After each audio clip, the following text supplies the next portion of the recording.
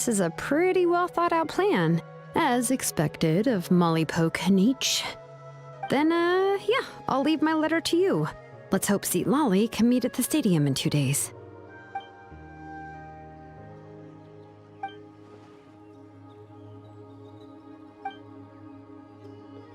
Okay, then let's part ways for now. I'll see you in a couple of days.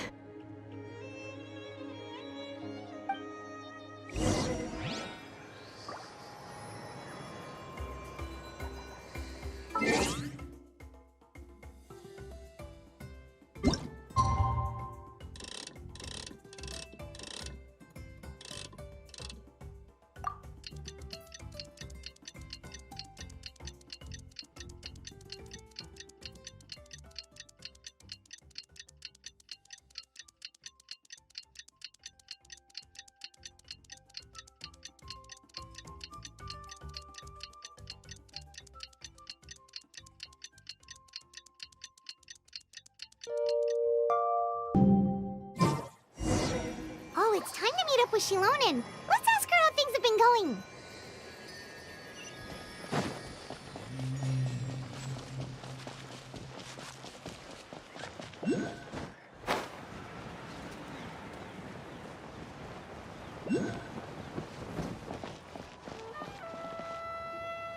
Hey, Shilonen, how's everything going? Oh, hi, Traveler and Paimon.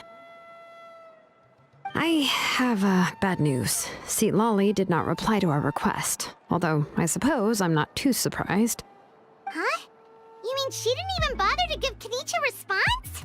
Guess she really does have quite the ego then. Yeah, well, she can be also quite eccentric, though she's one of the most gifted people around. Even the Masters of the Night Wind often struggle to work with her. My guess is that she probably has other reasons for not deigning us with a response.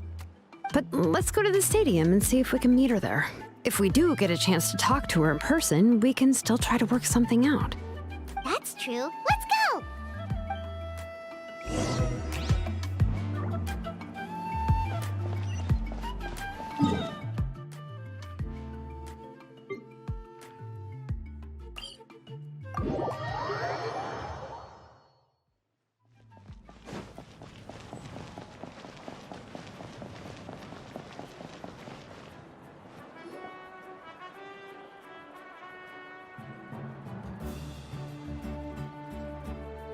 Paimon doesn't see anybody. Seems she's just not gonna show up, huh?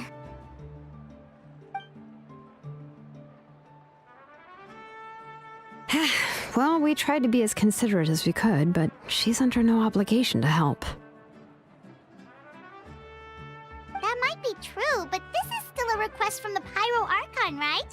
Shouldn't a subject always answer the call of their Archon?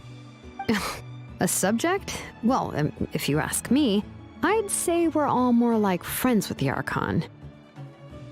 Yes, Mawika is our leader, but that doesn't mean there's any kind of tall barrier between us and her. The only thing is that she often has very high expectations of us. Huh. So even though she's super powerful, it sounds like she's actually pretty down to earth and easy to get along with. Unlike that old hag Granny Eatstily, right? Does she think she can ignore us just because she's famous? You all talk about her like she's some kind of huge deal, but she didn't even bother to reply to our letter! Seriously, if she didn't want to come, she could at least let us know. If that's what aging does to you, Paimon never wants to get old. Oh, really? So, that's how you see me? Huh? Who's there? Who's talking next to Paimon? Oh, don't mind me. I'm just a disgruntled old hag, right? Come on, relax.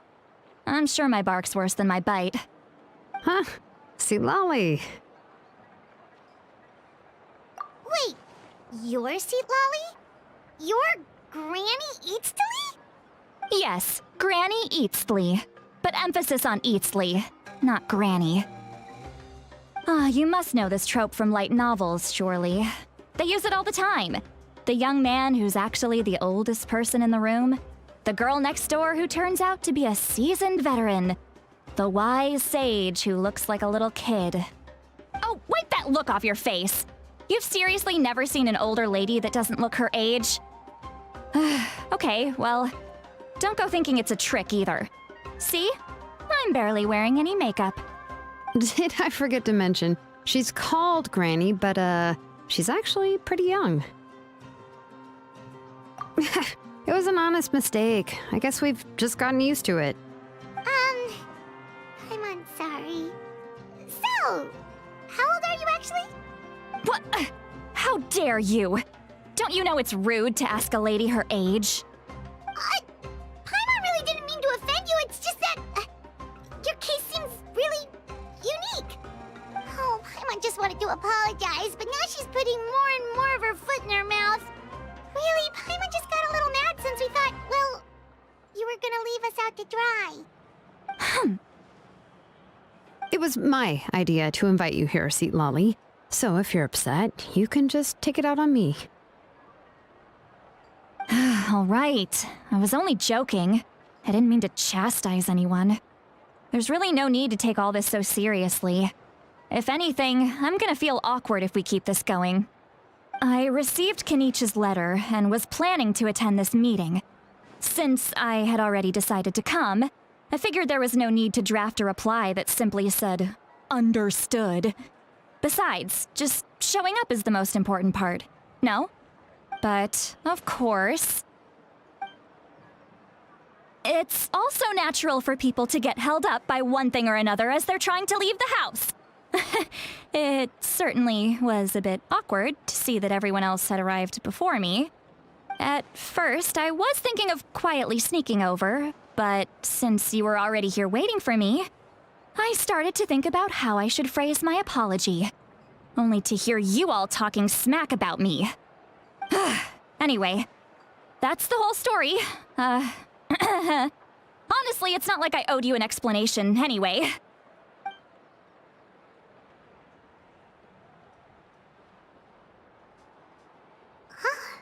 What's with that expression? Was she feeling embarrassed just now?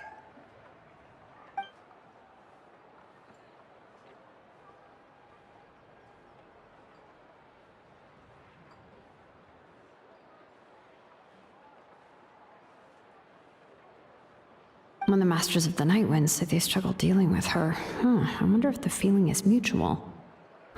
She seems to be pretty awkward herself. Everything she does and says seems a little forced. Anyway, Shilonen, I heard that you require my help in crafting an ancient name. Correct. The situation isn't like anything we've handled before. Let me explain. I see. So Mauika has asked you to forge an ancient name for an Outlander. Well, that would be a first. And you've also heard all about Auroron. I must say, he's always been a good kid. I can't see him joining the Fatui of his own volition. He must have been coerced somehow. Yeah, that's what we came here to ask you. We'll help bring Auroron back if you help us solve the problems of forging the ancient name. What do you think? I suppose I'll just call you Traveler for now. Traveler, come here. Let me take a good look at you.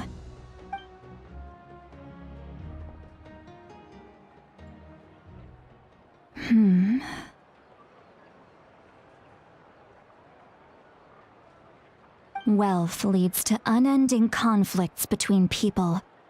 Yet you alone transcend the value of gold. Baleful thunder and wrathful waves bring terror to mortal hearts. Yet again and again, you've braved them to find new worlds. O weary yet free soul, even the most verdant leaf in the forest will pray for your happiness and safe passage. Those are all the things that I could see in you. You've experienced far more than even most mortals could dream of. You possess the heart of a sincere hero, along with the conviction to lift a torch above your head and walk headlong into the night. Huh? Don't move. There's something here. Huh? What thing? Don't your Paimon. Is the traveler gonna be okay? Ah, shoo! That should do it. You've just returned from the Night Kingdom, so some fragments of souls were still stuck to your body. No need to worry. I've just cleared out the last of them. Isn't that kinda like having part of a ghost come back with you? It's nothing as serious as that. If left unattended, the most it could do is stir up some chaos in your mind, and generally worsen your mood. Well, in that case, better to get rid of them.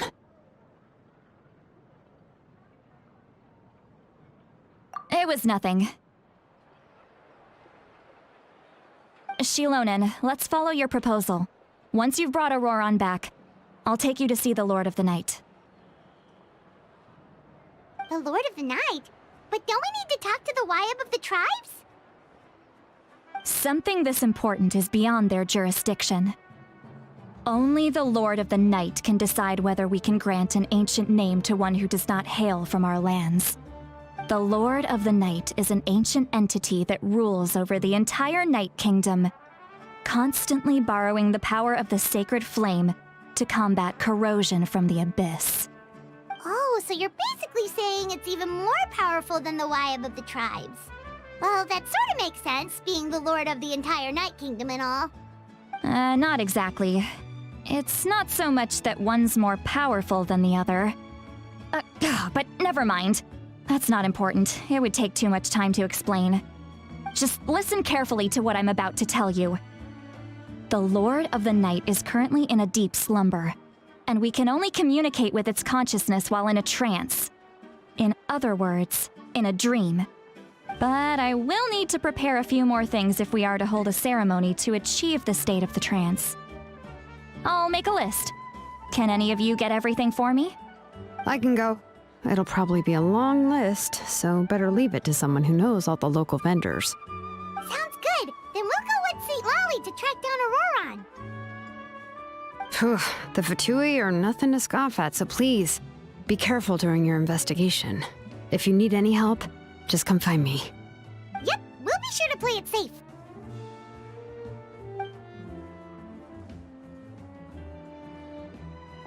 All right, now it's time for us to catch that brat and bring him back. I'm sorry I made you wait earlier. It was actually because I decided to swing by Auroran's place to look for clues. He has always lived alone, and I found a broken jar in his house. There was also something off about his phlogiston aphids, which I assume is because their keeper has been gone for quite some time. And interestingly enough, I saw some slash marks in the house that did not match any of our local weapons. My guess is they were left by Snezhnayan arms. Oh, sounds like the Fatui broke into his house and took him hostage. But why would they kidnap a kid who just spends his days living in the country and raising aphids? He's only in his 20s. What would they want with him? That's not to say that I believe he's totally innocent, of course. Since he's the only one who was kidnapped out of everyone in Natlan, he must have done something to attract their attention. In any case, we'll get to the bottom of this once we manage to get him back here. I'm truly sorry to put you two through all this trouble with me.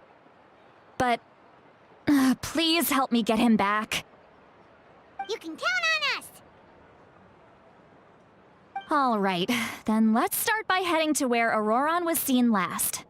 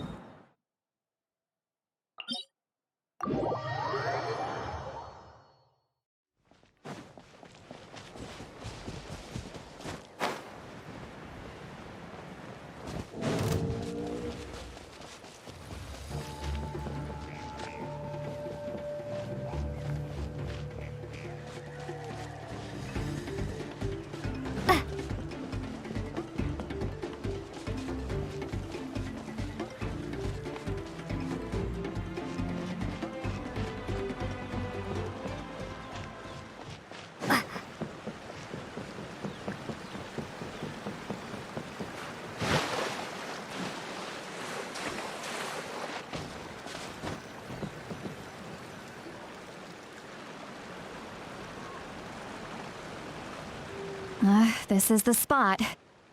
An eyewitness claimed to have seen Auroron speaking to some Fatui soldiers here.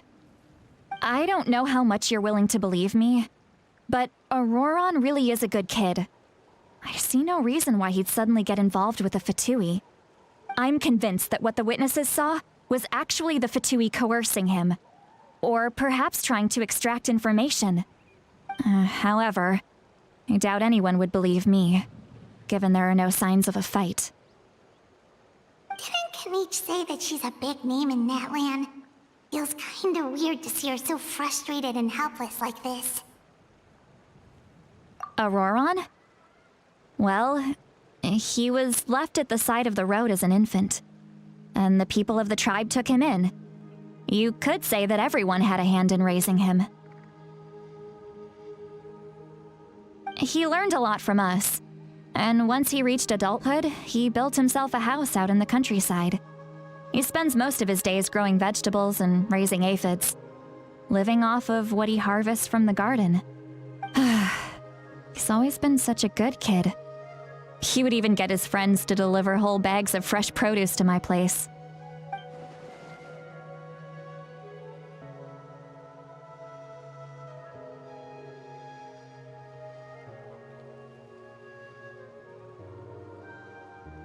Oh well, let's keep looking. He can answer all of our questions once we find him. He's been raising phlogiston aphids for a long time, and since they were disturbed, they secreted a special type of phlogiston. We can use that substance to track his movements. Let's follow the phlogiston trail. Huh? What trail? Paimon doesn't see anything. Oh, right. I forgot your eyes don't naturally perceive such things. Here, give me your hand.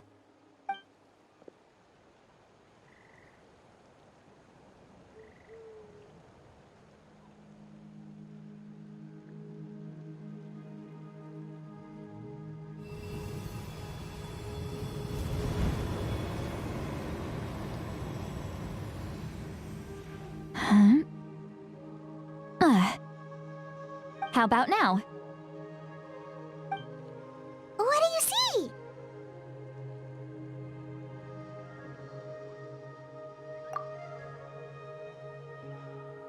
Whoa, Paimon can see it now too! That's right. I used a spell to temporarily transfer a portion of my senses to you. For a short while, you'll be able to see the phlogiston too. Wow, you can even share your senses with us? First time Paimon's heard anything like that. It requires a very rare spell that most people aren't adept at. But don't worry, it's a cinch for me.